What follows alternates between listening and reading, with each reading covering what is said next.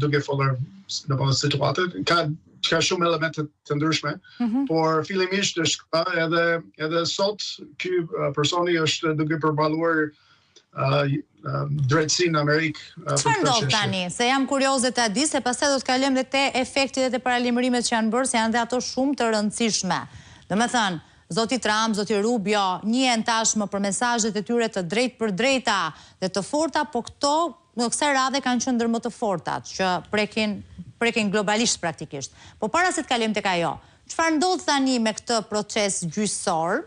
Unë nuk po ndalem te specifikat, te element shumë të detajuar, po tek e përgjithshmja që mund të sqaroj dhe publikun shqiptar. Pra, çfarë ndodh tani? Do të ketë një proces gjyqësor, si kryhet ai, cili është fati i kësaj historie për ta kuptuar pak? Ne kemi bërë këta përpara edhe me Noriegën nga Panama para 30 edhe më shumë vjet.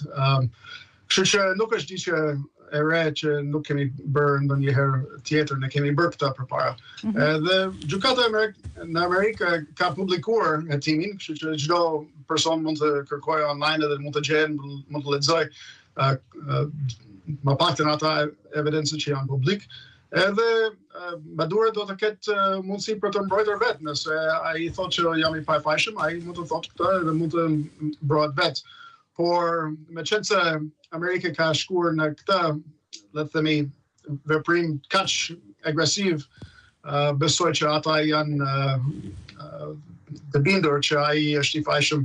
Edhe ishte një rrezik që vazhdonte të vriste amerikanët vit për vit, ose duke me qëllim të tij sipas hetimit që ishte bërë nga. Ka disa çështje aty apo jo, zoti Crawford?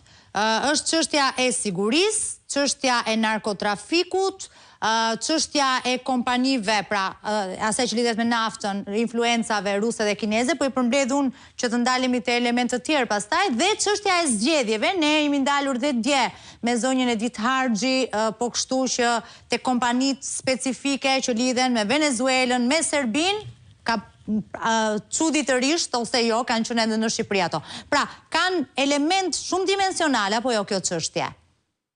Kjo dosje. Ka aspekt që janë ndërlidhur. Ai është në New York jo për shkak të naftës, por është për shkak të trafikimit sipas hetimin. Është një element që ishte përmendur edhe nga presidenti Trump që përshihet naftë. Ne kemi një marrëdhënie shumë të gjatë, siç i kam thënë, që edhe gjyqi im ka pas punuar atje para shumë vjet. Por mund të themi që edhe sot Chevronin, që është një nga kompanitë më të mëdha në Amerikë, vazhdon të punojë edhe ka pas punuar në Venezuela. Bile 25% të gjithë prodhimit të naftës nga Venezuela vjen nga Chevronin. Kështu që nuk është që nuk kemi pas lidhje ekonomikisht me ata, por ata kishin një leje specifike nga Departamenti i